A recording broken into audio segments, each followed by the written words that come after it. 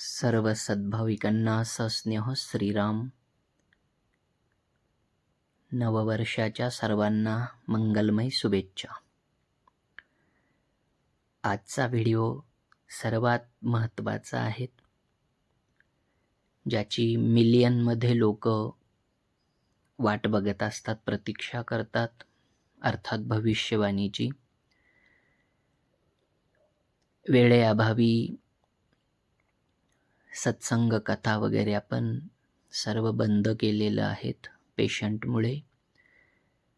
मात्र गुढीपाडव्याला भविष्यवाणी सत्संग असायचा, तोही यावर्षी झाला नाही आणि भविष्यवाणीही झाली नाही. गुढीपाडवाहून 5-7 दिवस होऊन गेलेत आणि आम्ही करणारही नव्हतो,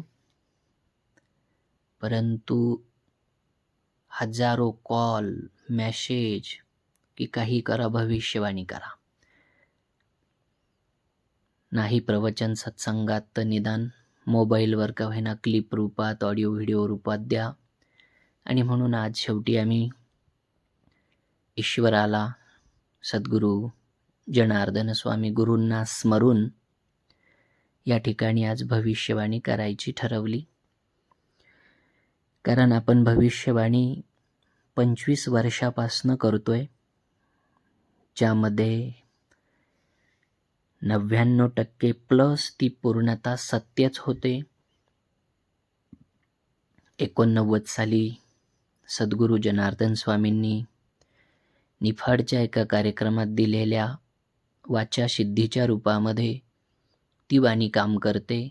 ईश्वर सर्व करून घेतो, त्यामुळे ती नेहमीच सत्य होते. आणि म्हणूनच मिलियनमध्ये लोक, लाखो लोक त्याची प्रतीक्षा करत असतात. म्हणून यावेळची आजची भविष्यवाणी ही अग्रहस्तव भविष्यवाणी आहेत. तर आम्ही काही महत्त्वाच्या गोष्टी सांगतोय, प्रेमाने म्हणा श्रीराम. आत्ता नवीन एक लस या ठिकाणी आलेली आहे. ती लस कुणीही घेऊ नये असं आमचं स्पष्ट सांगणं आहे. ही सुद्धा एक भविष्यवाणी आहे. मागील वर्षी आम्ही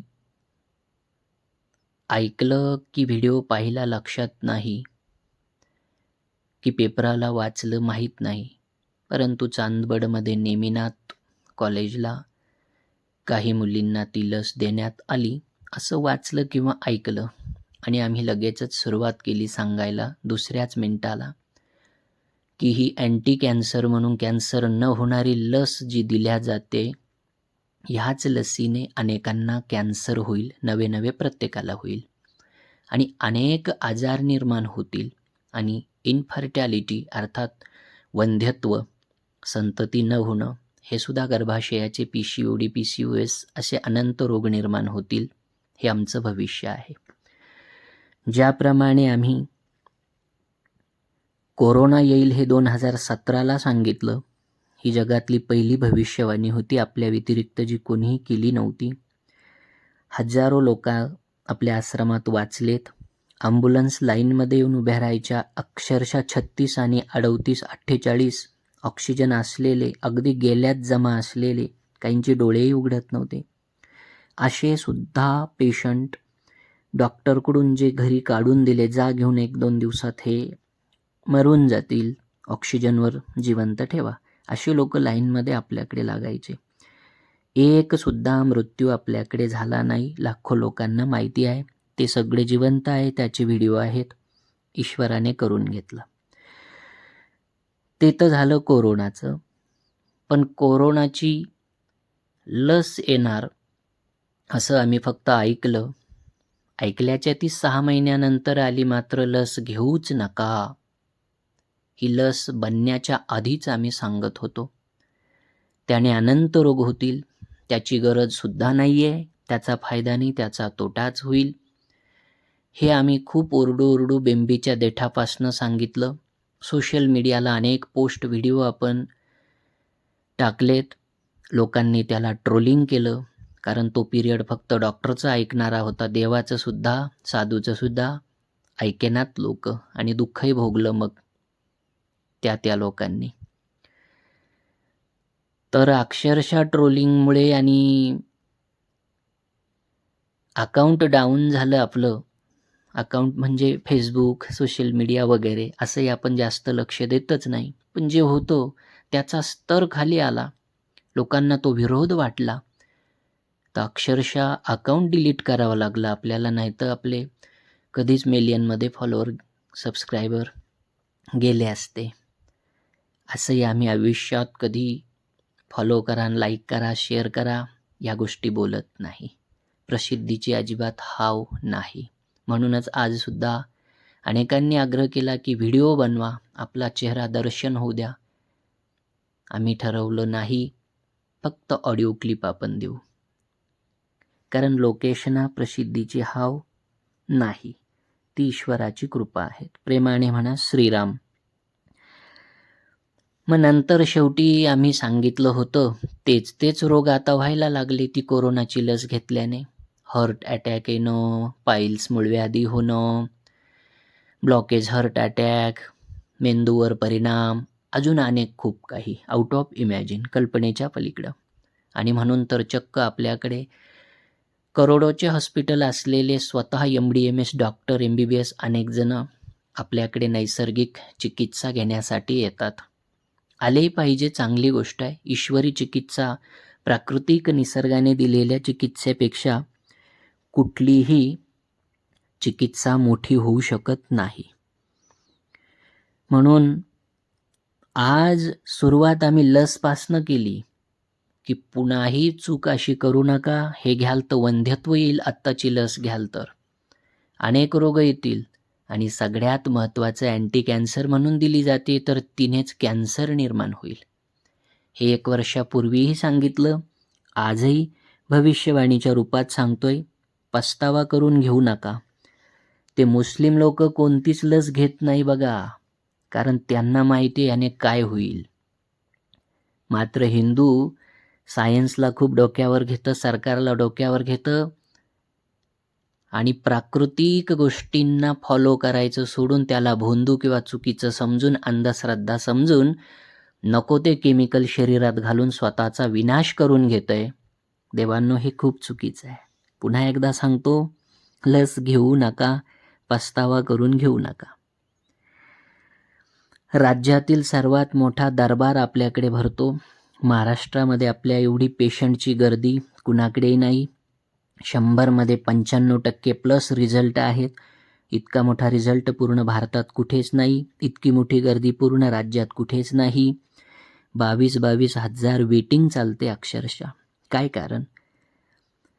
ब्लॉकेज असेल, अगदी तुम्हाला रात्रीतनं ऑपरेशन करायला सांगितलं असेल, 3 महिन्याने तुम्ही रिपोर्ट काढा, तुम्हाला एक सुद्धा ब्लॉकेज सापडणार नाही. 100मध्ये 80 डायलिसिस आम्ही बंद करून देतोय 1-1.5 वर्षाच्या आतल्या असतील तर. आणि आधीच डायलिसिसच्या आधी आपल्याकडे आले तर किडनी नक्कीच ठीकच होऊन जाते, एखादा अपवाद सोडला तर. डॅमेज लिव्हर, व्हेरिकोज व्हेन्स सारख्या गोष्टी ठीक होतात. ओपन हार्ट सर्जरी रात्रीतनं सांगितली असेल, त्यालाही बिलकुल 100% आराम होतो नैसर्गिक चिकित्सेनं. तर लक्षात घ्या, या सगळ्या गोष्टी ईश्वरी आहेत. म्हणून तुम्हाला याद्वारे सावधान करू इच्छितो.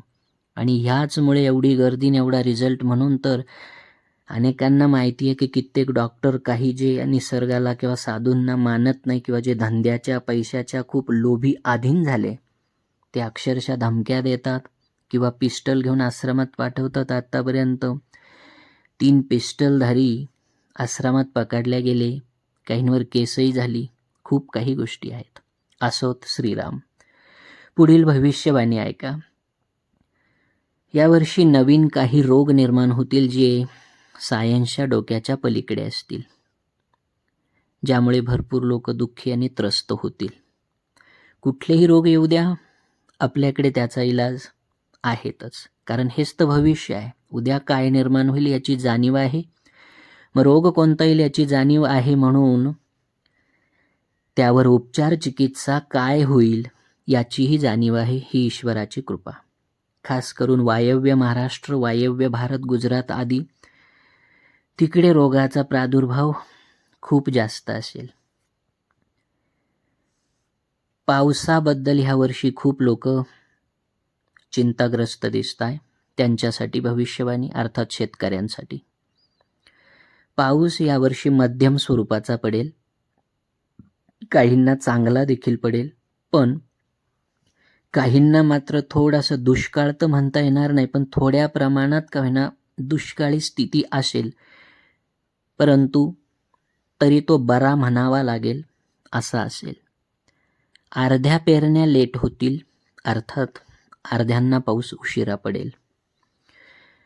कडधान्य, मिरची ह्यांचे भाव तेजीत राहतील, भरपूर पीकही येईल. कांदे, द्राक्षे सुद्धा भरपूर पिकतील. कापूस कमी येईल, पण कमी येऊ नये त्याचा भावही आम्हाला वाटतं कमीच राहील. अधिक मास आहे यावर्षी, अधिक मासामध्ये भाजीपाला खूप तेजीत जाईल. काही पिकांवर सुद्धा भरपूर रोग येतील. आम्ही संभाजीनगर जिल्ह्यात निवास करतो, म्हणून संभाजीनगर जवळचा काही भाग आणि गंगापूर तालुका यात रोगाचा प्रादुर्भाव जास्त दिसेल. प्रेमाने म्हणा श्रीराम. सोन्याचे भाव वाढतील, लोखंडाचे भाव वाढतील. भाव तसे या गोष्टींचे कमी अधिक होत असतात, पण कॉन्क्लुजन, फायनल रिझल्ट सांगायचा झाला तर आम्हाला वाटतं भाव वाढतील. दक्षिण महाराष्ट्र आणि खास करून दक्षिण भारतमध्ये शेवटी महापूर येतील. आम्ही पूर्वी सांगितलं होतं विमान पडेल आणि मोठी व्यक्ती दगावेल. काय झालं तुम्हाला सगळ्यांना माहिती आहे, महाराष्ट्राचा चांगला नेता दगावला.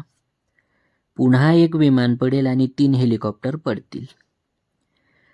नेत्यांमध्ये इतके प्रचंड वाद, भांडणं होतील की अक्षरशः एकमेकावर चपला, सदनात सुद्धा चपला फेकतील, मीडियापुढे सुद्धा चपला फेकून भांडणं करतील. केवळ वाद. काही मोठ्या नेत्यांचे अचानक मृत्यू होतील, खूनही होतील. काहींना तुरुंगात जावं लागेल. जातीगत वाद रस्त्यावर येतील आणि घरगुती सुद्धा वाद यावर्षी खूप जास्त होतील. अहंकारी मुलामुलींच्या फारकती जास्त होतील. रेकॉर्ड ब्रेक अग्निकांड होईल, असं बघितलंच नाही. जंगलं जळणं, घरं जळणं, शाळा जळणं, ऑफिसेस जळणं, गाड्या जळणं, इलेक्ट्रिकल उपकरणं अचानक स्फोट घेणं आणि अग्नी, भयंकर अग्नी. खास करून जास्त अग्नी जे लागतील ते वार राहतील मंगळवार आणि रविवारी. चोऱ्या सुद्धा खूप होतील, वैताग येईल. काही कारणाने काही फॅक्टऱ्या, कारखाने अचानक बंद पडतील. हे बँकेचे कर्मचारी सुद्धा वैतागतील. सरकारी धोरण आणि RBIचे काही धोरणं असे असतील की इतर खालच्या बँकांना ते फॉलो करणं जड जाईल, वैतागतील. मुलींसाठी, महिलांसाठी देवाने दिलेले ओठ तुम्हाला आवडत नाही. नको त्या प्राण्यांच्या मांस आणि तेल आणि घाणेरड्या केमिकलपासनं बनलेली लिपस्टिक तुम्हाला खूप आवडते. तसं तर ते लावल्यावर सौंदर्य जातं, खराब दिसतं. पण देव जाणे तुम्हाला का आवडतं. उगाच भूतासारखं दिसतं ती लिपस्टिक. आणि ते अजून काय करतात, ते भुवयांना काय म्हणता, आयब्रो का. त्यामुळे खूप कर्करोग, कॅन्सर होतील. ते जे करताय त्या क्रियांमुळे निश्चित कॅन्सर होतील. आयुर्वेद वनस्पती महागतील. तशी बऱ्याच पदार्थांमध्ये, इतर गोष्टीत सुद्धा महागाई वाढणार आहे. महिना, 1.5 महिना गेला की मधून वातावरण खराब होणे, अवकाळी पाऊस पडणे, खूप वारं सुटणे, विजा, असला त्रास होतच राहील. मनामध्ये भय ग्रासेल. राज्यात पण आणि भारतात पण आणि भारताच्या बाहेर सुद्धा संपूर्ण जगात भरपूर होलसेलमध्ये भूकंप होतील, ज्वालामुखी फुटतील, उद्रेक होतील.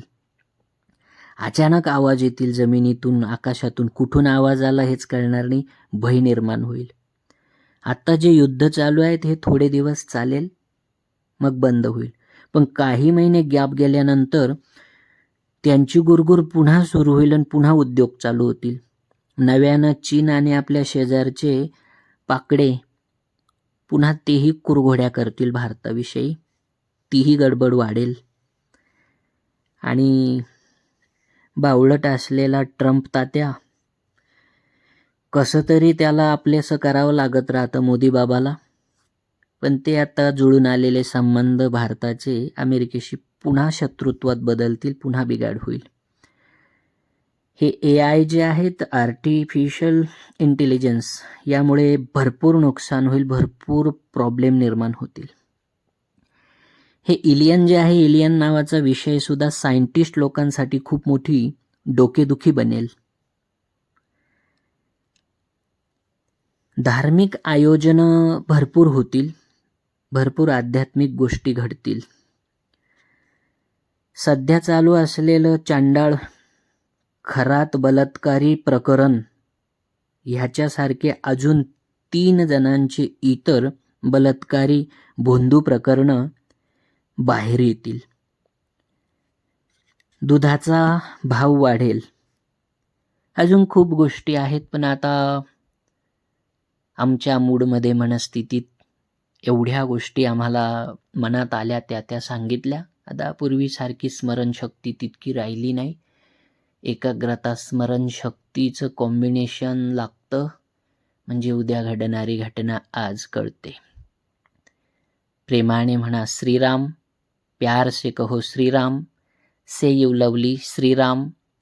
तर देवांनो, ह्या सगळ्या भविष्यवाणी सद्गुरू जनार्दन स्वामी आणि जिथे आम्ही साधना केली, पिनाकेश्वर महादेव आणि हनुमंतराया यांच्या कृपेने सर्व आमचे कार्य सिद्ध होतात, भविष्यवाणीही सिद्ध होते. आपल्याकडे पेशंट जे येतात त्याचे रूल खूप कठीण आहे, लाखो लोकांना माहीत आहे. कारण लाखो पेशंटच आपण ठीक केलेत. लाखो पेशंटची फी न घेताही आपण कर्जबाजारी होईपर्यंत जगावर उपकार केले, सेवा केली. आणि आता अलीकडे काही वर्षांपासून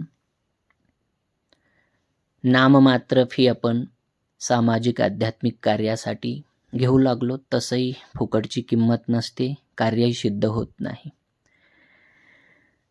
तर गुरुवार, रविवार आणि मंगळवार आपल्याकडे दरबार लागतो. त्याच्या आदल्या दिवशी सकाळी कॉल करून अपॉइंटमेंट घ्यायची असते. आम्ही तर काय कधी फोनवर बोलत नाही. 16 वर्ष झाले, मृत्यूपर्यंत कुणाशी बोलणार नाही. त्यासाठी 5 मोबाईल, 5 मुलं, 5 सेवक आहेत. त्यांना कॉल करून अपॉइंटमेंट घ्यायची असते आणि ते सांगतील त्या वेळेत हजर व्हायचं असतं. 6 ते 8 तास वेटिंगच्या नंतर 2 मिनिट त्या ठिकाणी प्रत्येकाला मिळत असतात आणि योग्य चिकित्सा आणि दैवी कृपेची ही चिकित्सा, आयुर्वेद चिकित्सा त्या ठिकाणी होत असते.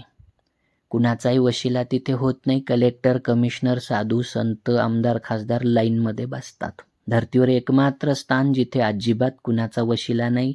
गरीब श्रीमंत कुणी असो, एका लाईनीतच दिसतील.